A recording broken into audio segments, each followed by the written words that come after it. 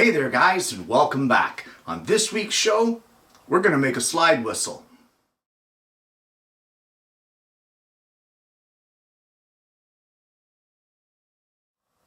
Well, I say we're going to make a slide whistle. What I mean is we're going to attempt to make a slide whistle because I've never made one before, but I'm going to give it a try. I understand the general principle of how to make it. It's just a matter of putting it into practice. And for our whistle, we're going to start off with a scrap piece of cherry. Well, the stock that we're starting off with measures 6 inches long and it's roughly 7/8 by 7/8.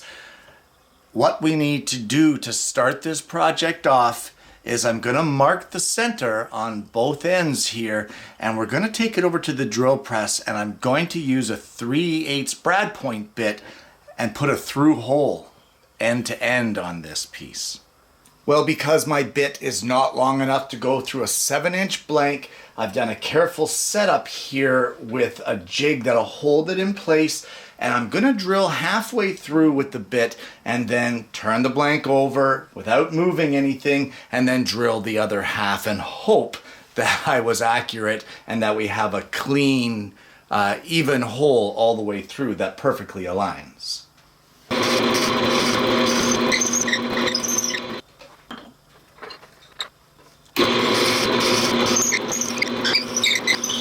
Well, looking through it, I mean, they look lined up, but how can you tell? Well, take a 3/8 dowel and just put it in the hole that you've just drilled and see if you can slide it all the way through fairly easily. Now, of course, it's tight. It's a tight dowel, but it looks like they're pretty well lined up and we're good to go. So what we're going to do is we're going to head over to the lathe and we're going to mount this between centers. And now with this mounted between centers, we're just going to turn it into, I don't know, kind of like a flute kind of a shape.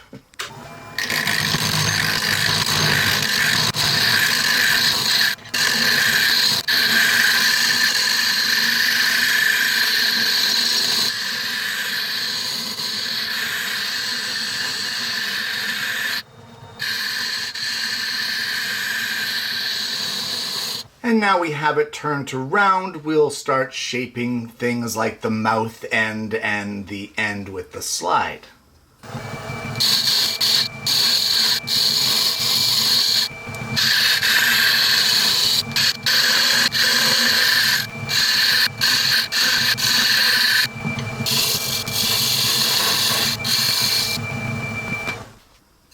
And with our main rough shape turned, I'm going to give this a good sanding and then we'll part it off here at this end.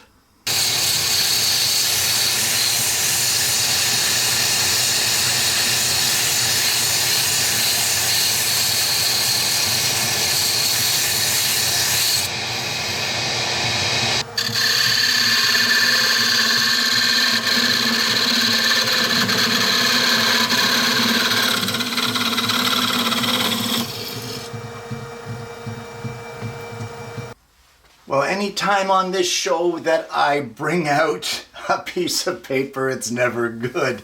It means that I have no other way to explain it other than to draw it out.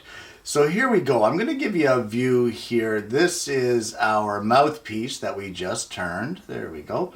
And this goes along like this, and this goes along like this. All right. So you can see the connection between these two, I hope. What we need to do is a little bit down from here, I don't know, maybe an inch. We need to cut a 90-degree groove or a slot right there in our whistle. Then we need to cut an angled slot right along there, just like that. And this here is going to break into, let me just draw the line here. This is our 3/8 hole that we drilled.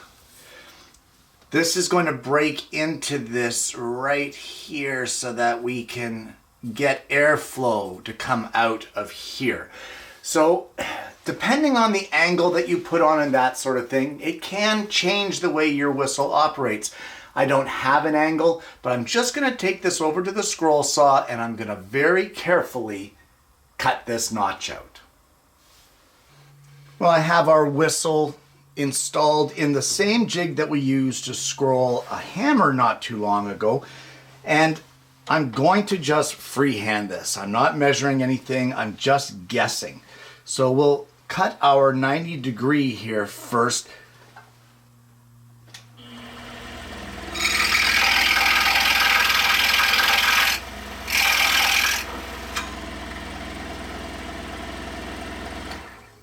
And then once we have that done, I'm going to cut the angle. I'm just going to guess it, maybe like a 15-degree angle kind of thing.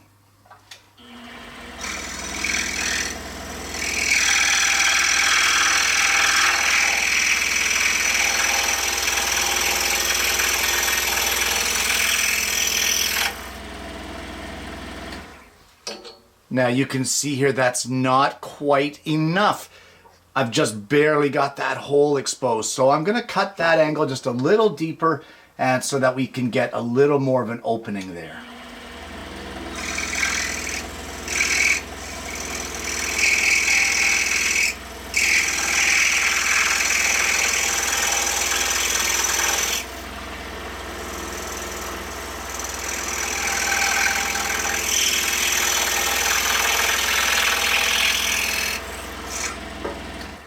And we went a little too deep, so we're going to recut our 90-degree cut to take that piece out.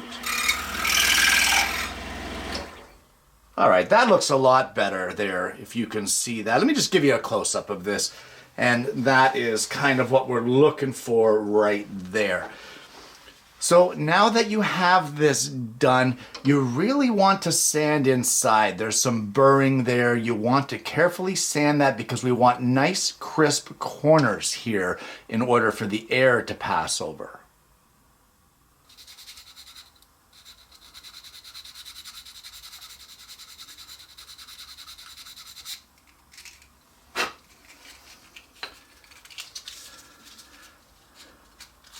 And there we have a nice crisp edge here. I've got all the burrs sanded out.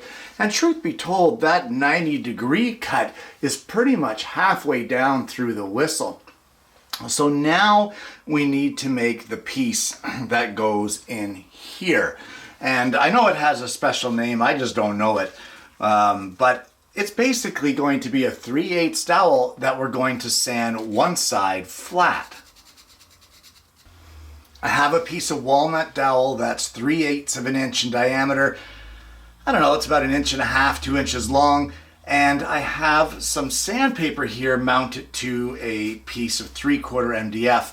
And we're just gonna flatten one edge of this dowel. And what this will do is it restricts the airflow coming into the end of our whistle so that it can hit that wedge that we cut just perfectly.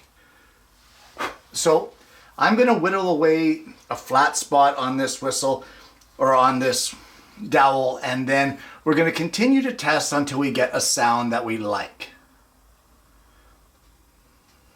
So there we have our dowel flattened, and it gets pushed into this hole at the mouthpiece end, and you're going to line it up exactly in line with that 90-degree cut that we did there. Now, let me just show you something here. Once you have it lined up the way you want it, you want to test it, right? Nothing. You know why there's nothing? All your air is escaping out of here. Put your finger over it to test it.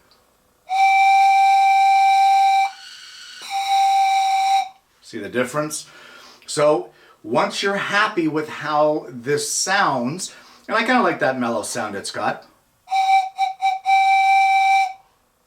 then you can glue this little flattened dowel into place, let it set up, and we can move on to the next step.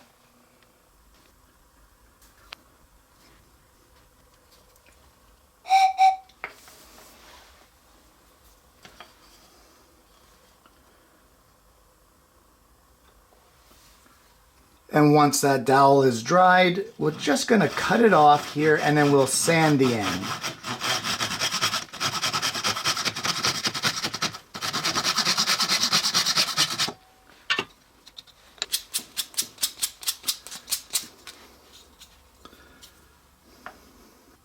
Well, the next step here is to take a 3/8 inch diameter dowel, which is the same diameter as the hole we drilled through here.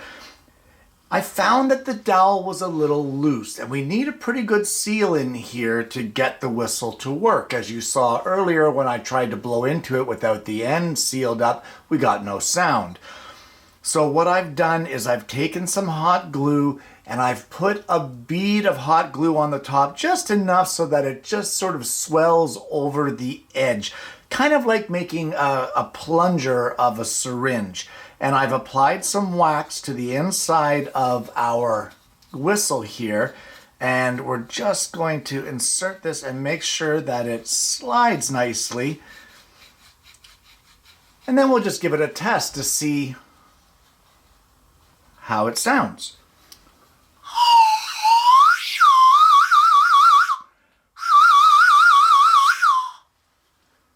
Not bad, not bad. So the only thing to do here now is we're going to slide the dowel in as far as what we can, sort of thing, just like that. That's as far as she goes right there. And we're going to add about 1 inch to that and cut it off so that we have a little bit protruding for a handle to slide up and down.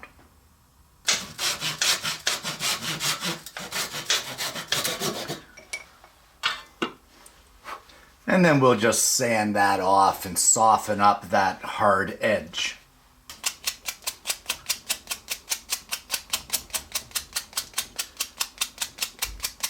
Well, I think the next step here is I'd like to shape this back end so it's not so, I don't even know what the word is there.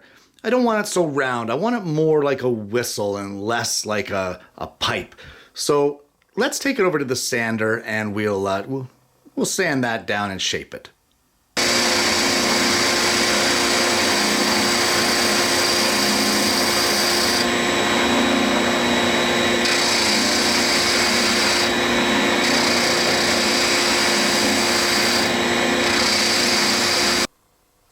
And there you have it. A slide whistle. Guys, this whole project came about because I went over to see my granddaughter, and while I was there, I mentioned to my son-in-law and my daughter, I said, hey, what can I make for the show? You guys got any ideas? And like out of the blue, my son-in-law says instantly, how about a slide whistle?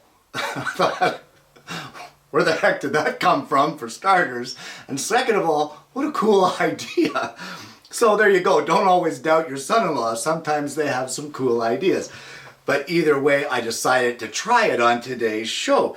And I think there's a few issues with this. Although it does work, I think part of my problem with this whistle is, number one, when I drilled the 3/8 hole from end to end, I think something went a little off.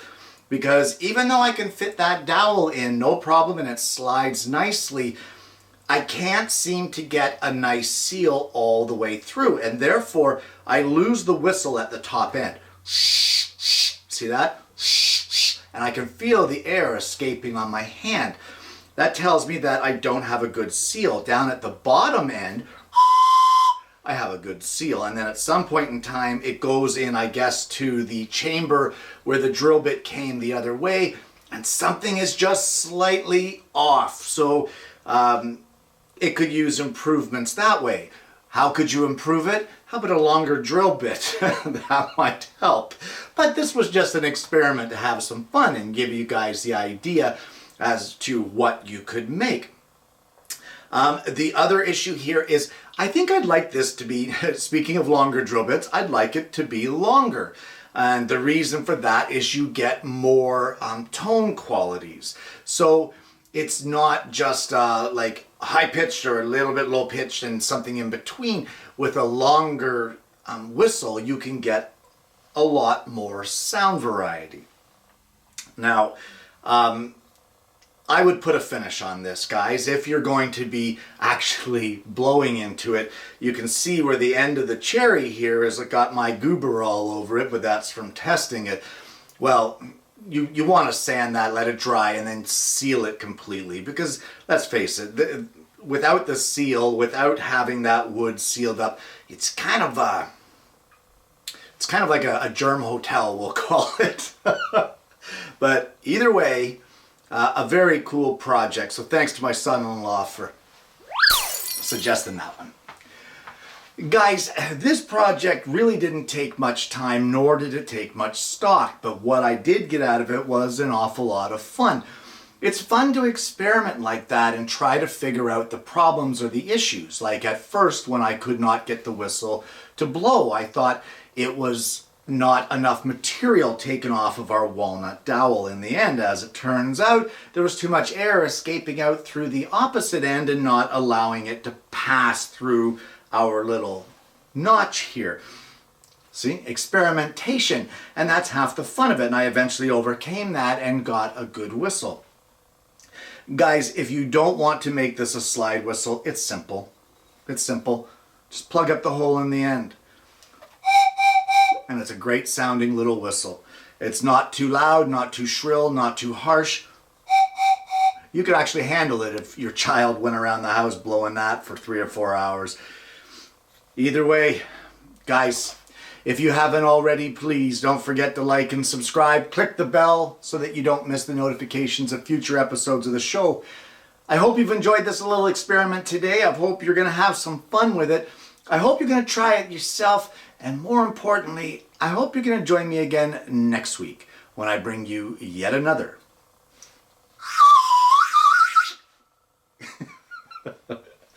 woodworking video.